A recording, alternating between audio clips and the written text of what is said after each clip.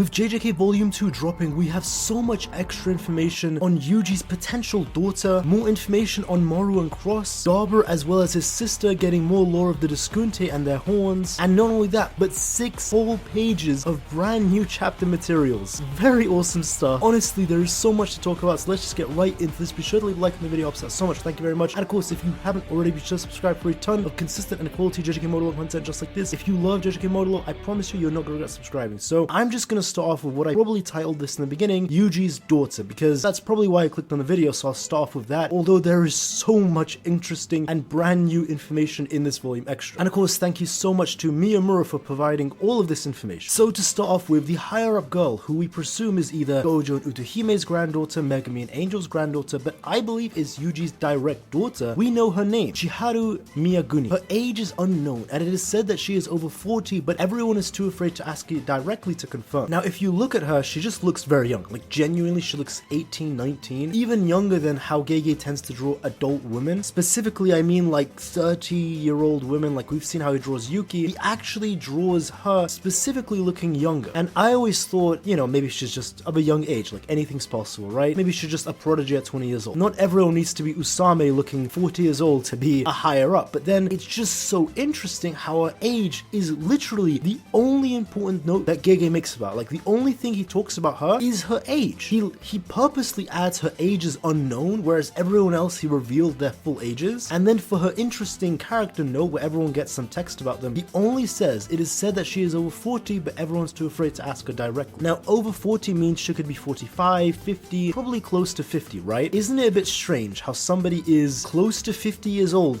yet they look like they're 18? Now, when I add this to the also extra information that Yuji purposely didn't hit her with his blood manipulation, she was the only one who wasn't hit, this actually makes me believe that maybe this is Yuji's daughter. This is more so given by her reaction to it as well, where she actually looks pissed off, but in a way where she seems very familiar with Yuji. Like, she genuinely seems upset that Yuji is doing this, more in like a personal way, rather than she just being upset that her comrades were knocked out. Like, there's a difference between being upset with somebody that's maybe a colleague or just Yuji himself, but she seems like, it seems personal, the reaction of her face, almost like it's a family member or maybe just a close friend. Like, I don't want to just stretch my idea, but what's even more interesting is some people point out that there is a cut on her. It's unknown if this is an artistic mistake or she was actually cut, but yeah, if she was cut, if you can see right here on her left side or your right side as you're watching her, isn't it not interesting how she's the only person who's not affected by Yuji's blood poisoning? And this would be possible if she were a death painting. Now, do remember, Yuji didn't realize the after effects of his aging not until a long time later. So if Yuji were to have realized, it probably would have been when he was getting into his 30s, 40s, probably his 40s, when he realized, wait, I still look like a teenager. You know, even when you're 30, you could always excuse it as, oh, I just look young, I still look young, but I'm pretty sure at 40, that's probably not normal anymore. So it's possible if she is, let's say, 45, 50, Yuji would have had her around in his 30s, give or take, and she would have part death painting blood. That would, one, explain why her own aging is slower if she is part death painting. Maybe she isn't going to live as long as Yuji, but her aging may just naturally be slower, so she may live double the lifespan of a human, explaining why, again, she looks so young. But on top of that, that would explain why she has an immunity to poisons. We know that the death paintings naturally have a resistance to those specific type of poisons of other death paintings. Like, a death painting can't be affected by curse poisons or human poisons, right? So if she were to be a death painting because she's the descendant of Yuji, that would, one, explain her age, and two, that would also explain why if she was cut, she literally is completely immune. It's not even like Mino, who's on the verge of passing out but was keeping it together. She just seems fine. And again, if you want to say she wasn't hit, then I would argue, why wasn't she hit? Why did Yuji specifically only not hit her? That's just as suspicious as her tanking the poison. Like, in both cases, it's just very clear that she has a connection to Yuji, but the age really makes me believe that specifically her age is the most important thing of a character. Like, he highlights it so strongly. And the final piece of evidence I will say is she is always shown of Yuji. When she's shown before, she's talking about Yuji in chapter 13. Once again, when Yuji knocks everyone out, it's like they're paralleling each other. When Yuji's talking, you see a reaction. And even in the latest chapter, once again, specifically Yuji and her are always in the same page. It's so interesting. And even it seems like Yuji's walking in the snow, his favorite weather, and that was also what the girl that Yuji was interested in, or she was interested in him, really liked as well. So that could actually be Gege subtly symbolizing that Yuji walking in the snow and his child, his offspring, with that girl that really liked him, Ozawa, I think her name was, something like that, that their child is this girl. Maybe I'm reaching it, I probably am, but hey, that's just, okay, I spent way too much time on this one point. I really wanted to do it because I know I titled the video on that, but let's just get into the next next stuff, and I actually want to start with the juicy stuff, Dabura. New information on Dabura. So I'll read it for you right here. The Disconte's inherited physical killing intent manifests in their horns. As they grow, their cursed energy, killing intent, gradually takes tangible form as horns. So this is interesting. The killing intent that Dabura has as a technique is something all Disconte have, so it seems like that's just something they all naturally have. It's not unique to only Dabura. Horns grow on women as well, but those who are not warriors remove them upon reaching adulthood. Now, if you remember in the latest chapter, we saw the two women around the chieftain, or the dead chieftain, I guess. They both had their horns clipped, and even Dabura's sister had her horns clipped. Now we understand why. It's because they aren't warriors. And that's interesting because I saw comments actually saying, you know, why were the horns of the women's clipped? Is there a reason for that? So it was answered here actually, but many people don't know this. I hope you know.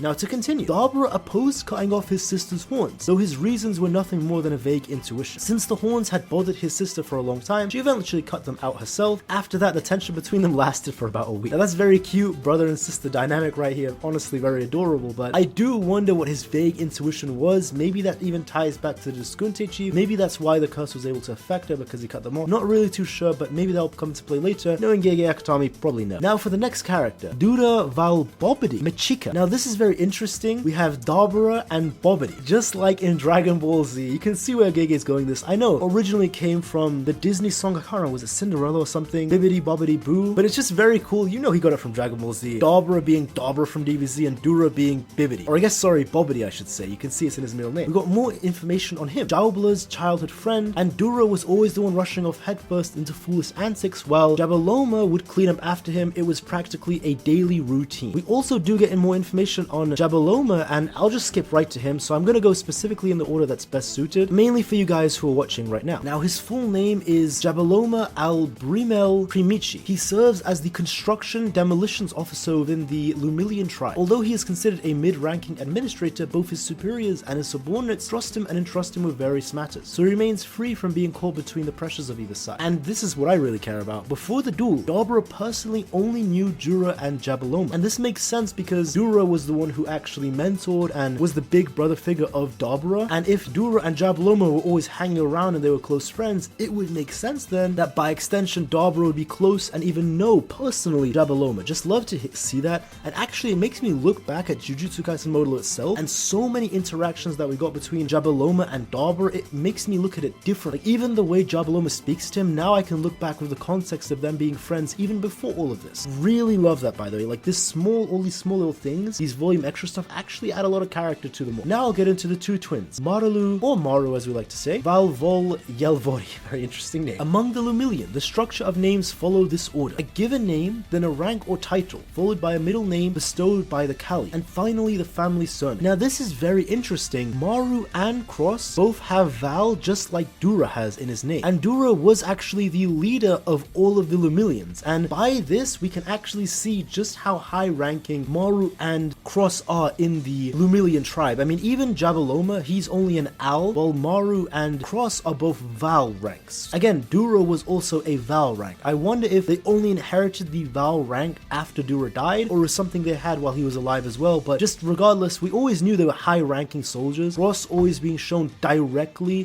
with Dabura as well, like a direct guy with him, and Maru going on the missions. He was the only one sent out on missions on Earth, so that says everything you need to know about their ranks. So I love to see that. And also the middle name after that, the Vol, both of it came from a Kalyan bestowing it upon them. So Bobidi, Dura's second name, or I guess I should say middle name, actually came from a Kalyan. And I guess because Cross and Maru are twins, they both got Vol as their second name, and Brimel is Jabaloma's middle name or second name, however you want to say it. Now just to continue reading, because of his deep attachment to living beings, he began interacting with all kinds of animals from the moment he arrived on Earth until he eventually developed a particular love for dogs. Very cute, very nice. Now for Cross Val Vol Yelvori. Now I guess you can understand now just exactly what's happening. Cross his name, Val his rank, Vol the middle name given by Kalyan, Yelvori is his family name. So now we actually have the full picture about how the name actually works for Lumilians. Very cool. I hope now you understand that as well. Now what Gege says about him is, what has been bothering me lately is that when I asked Dabura, who belongs to another tribe, to represent us, so I had to add respect to his status and address him formally, yet Maru did not go along with it. So basically this is Cross speaking himself, and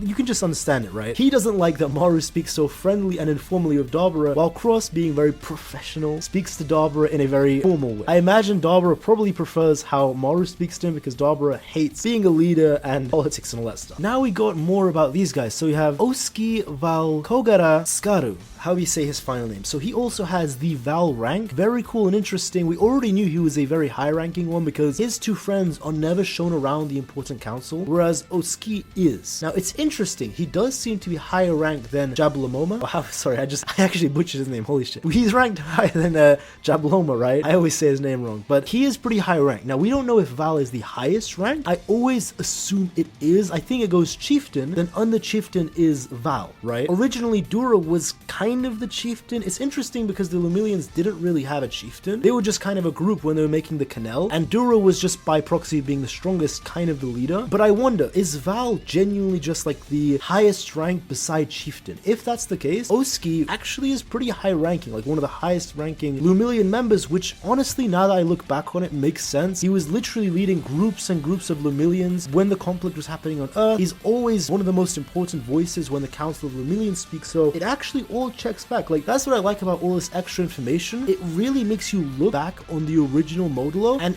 you just see like, oh, all of this is actually true. It's not like he's retrospectively adding it in, it's just when you look back, you can see it was always true, but now it's just more clear and more obvious now that it was told to us exactly the ranks of people and the jobs of people and, you know, the relations of people, like Jabaroma knowing like Dabura for such a long time, way before even Dabura became the chieftain of the Lumilians. Really cool stuff. So I'll just continue this. Osuke's line says, and this is him speaking, or I guess Gege speaking about him, I feel he is the most normal character in Modulo. Despite all the gossip, he is a man the Lumilian tribe can rely on. And then we have his two goons, Daba and Shaku. So Daba is, well, you can just see on the page who he is. He usually complies with Osuke's orders, though from time to time he raises objections afterwards. And Shaku is quickly, he just believes everything he says, quick to believe whatever he hears, and he is in fact a relative of Jabaroma. And actually it makes sense. You can see both their foreheads are huge, and yeah, you can actually make sense. And you can see Daba and Osuke laughing at him as he believed that a girl loved him, saying, huh? But you love me. Because he believes what he says. He believes anything. And then you can actually see an extra page as well. Daba saying Osuke about that time, and Osuke is basically saying, don't bring that up now. So he says yes to everything, but afterwards then he says his objections to it. And then we have extra information on Aruru Lee. Now everyone speculates that she is the granddaughter of Shoko and Ijichi, that maybe they had children. I mean, there's so much that goes into that theory. There's a lot of evidence. I think it's true, by the way. And even looking at her makes sense, but hey, that's for you if you want to believe that. But she is a user of reverse curse technique, and she can't gather herself without holding her twin braids. 29 years old. And then we have Hyoku Tomo, and she is 31 years old, and you can see with her hair down and her hat off, like very beautiful, right? Completely different with her makeup on. You can see the makeup changed how she looks. So that now goes back to how she was talking to Yuka. If you remember that time she was saying, Yuka, do I have makeup on? I don't have my makeup on. Do I look beautiful? When she saw Dabura. Now it makes sense why she's saying that. And she says, in truth, she has the qualifications to serve as an assistant supervisor. I wonder, does that mean like Jujutsu assistant supervisor, or does that mean like as a chef or something? Like, is she a sorcerer who's a chef, or just a chef? And she says, or I guess it says about her, she will not forgive anyone who doesn't finish their plate. And then we have Yakumaru, the guy who everyone hates. He's 25 years old. He gives consultants a bad reputation. And then Gege says, my apologies to all consultants in Japan. And then we also have Kadawaki, who is 23, very young, actually one of the youngest people here. Despite constantly downplaying his senpai Yakumuru, he neither hates nor looks down upon him. He simply sees him as an ordinary friend. So it's nice to see that the racist guy has his friends. And now we have the very best part of all of this, and at the end we do have extra artworks of Mahoraga as well.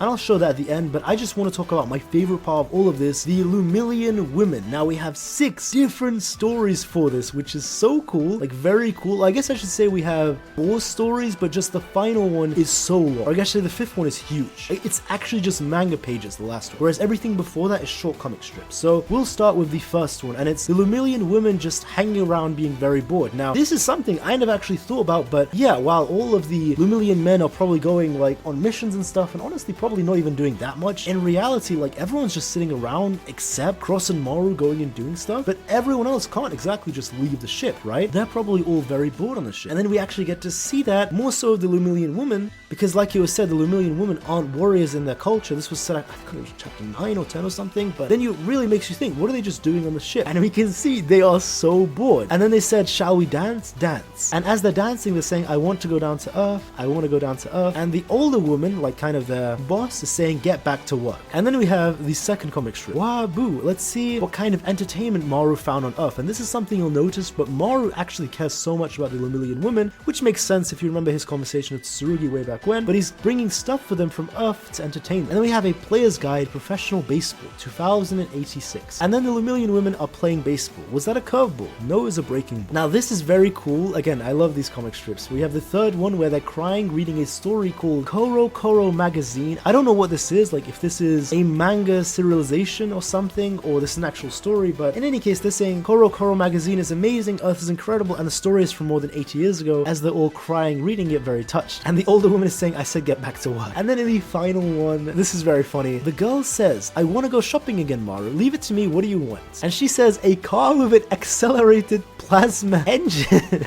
And Maru's face is like stunned. What the hell is she asking about? You can see his face is hilarious. And she says, I want to separate controls over the rear and the brakes. Don't forget the shock absorbers. And then you can see the girls are saying the winner, Magnum Cyclone, as they're running about. And there's an extra information on the bottom. Cyclone Magnum is a legendary high-performance mini 4WD car. So it's from an anime apparently. Let's and Go, that's the name of the anime. Famous for its speed. And then Maru's saying, what are they obsessed with this time? I love Maru, man. Like actually supporting the women, helping them out, you know, making them not feel bored. I don't see Cross doing any of this, man. Cross, you're looking bad compared to your twin brother, right? And then we have like actual manga pages, not just comic strips, actual manga pages now. And this is like a huge story, so I'll read this for you. Work or I'll kill you. And the two girls are saying, or I guess three of them are saying she's really angry. And then they're saying, how do we balance our work and satisfying our curiosity? One of the girls says, let's just work normal, and before she can even finish, the other girl, the leader of them, says, the long-haired one, I already know the answer. Let's form a Lumilian space group idol. Oh my god. You can see Gege really wants to make his idol manga, man. Like, he really wants to make it. It's even coming out